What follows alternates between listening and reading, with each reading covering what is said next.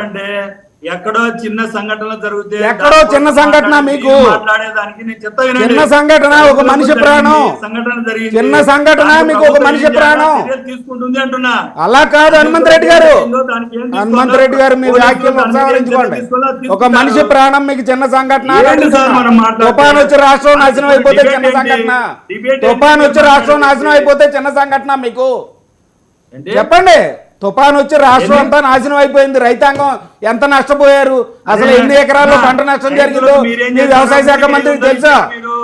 రాష్ట్రంలో తుఫాన్ వచ్చి ఎన్ని ఎకరాల పంట నష్టం జరిగిందో మీ వ్యవసాయ శాఖ మంత్రికి తెలుసా? ఎంతసేపు మీ ప్రసంగం వినడానికి కాదు మేము ఉంటాం, వినంటాం కాదు, మాకు అడిగిన దానికి మీరు సమాధానం చెప్పరు, దొంగ తిరుగుడు చెప్తారు.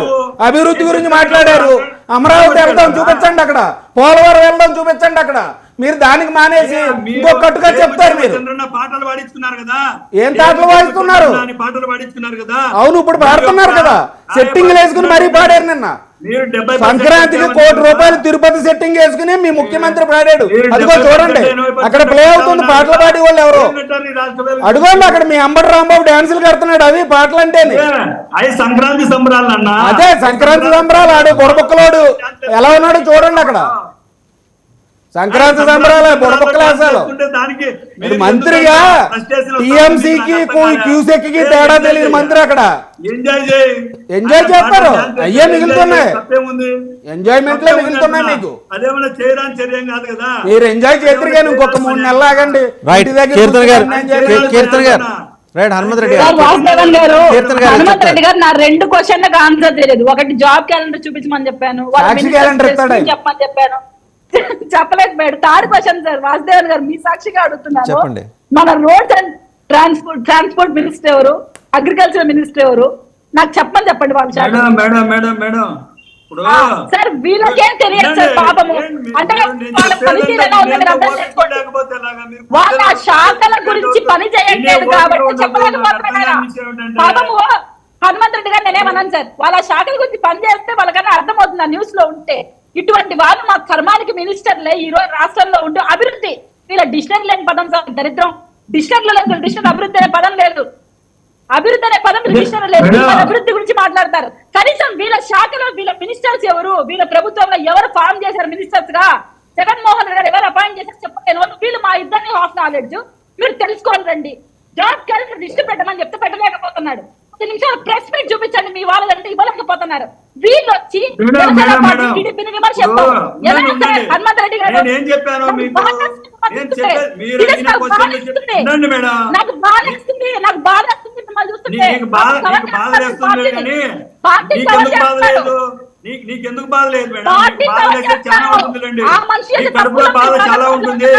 మీకన్నా పవన్ కళ్యాణ్ గారి కన్నా ముందే ముఖ్యమంత్రి గారు జగన్మోహన్ రెడ్డి గారు, మీకు బాధ లేకుండా ఎలా ఉంటుంది? మీకు మీ నాయకునికి బాధ లేకుండా ఈ రాష్ట్రానికి జగన్మోహన్ రెడ్డి గారిని సీఎం కానీ ఇలాంటివన్నీ మీరే కదా మాట్లాడింది. మీరు ఈ రాష్ట్రానికి సీఎం కానీ జగన్మోహన్ రెడ్డి గారిని ఈ రాష్ట్రానికి సీఎం కానీ మీకు చెప్తా ఉంటారు మేడం. దోచుకోవడం కోసం కాదు కదా సార్, నిజంగా వాళ్ళు పనిచేస్తుంటే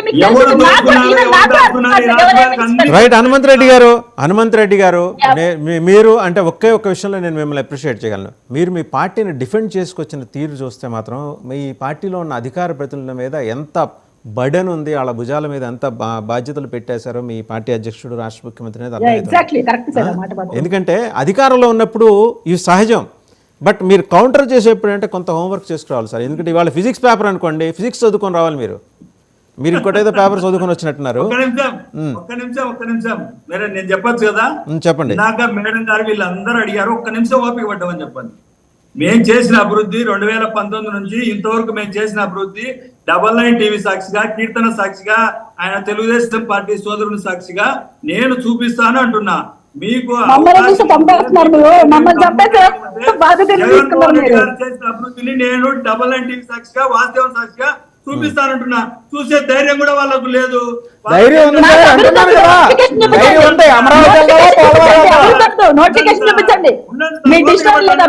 నేను అడిగేది అమరావతి వెళ్దామా, పోలవరం వెళ్దామా? కీర్తన గారు జాబ్ నోటిఫికేషన్ గురించి అడుగుతున్నారు, వాటి గురించి మానేసి మీరు ఏదేదో మాట్లాడతారేంటి?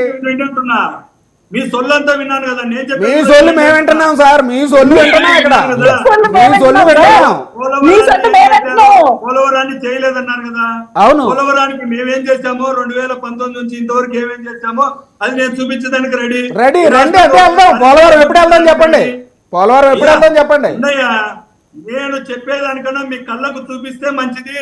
మీరు నేను చెప్పాను అనుకో, మీరు ఒక ప్లాన్ రెడీ చేయండి హనుమంత్ రెడ్డి గారు. తప్పనిసరిగా అమరావతి మీరు కోరుకున్నట్టే అమరావతిలో ఏం చేశారు? తిరుపతి నుంచి కీర్తన గారు వస్తారు, విజయవాడ నుంచి సతీష్ గారు వస్తారు.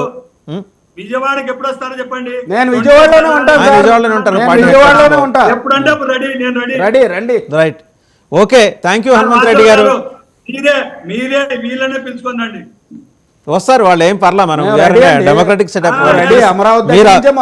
మీరు ఆదరణగా పిలిస్తే ఖచ్చితంగా వస్తారు, ఖచ్చితంగా వస్తారు. అదే అండి, అమరావతి నుంచే అమరావతి కూడా కాదు, అమరావతి నుంచే రాష్ట్రంలో వచ్చిన ప్రాజెక్టులు చూపిస్తాం, పెట్టుబడులు చూపిస్తాను. ఖచ్చితంగా జరుగుతున్న right, okay, definitely Hanumanth Reddy గారు షార్ట్లీ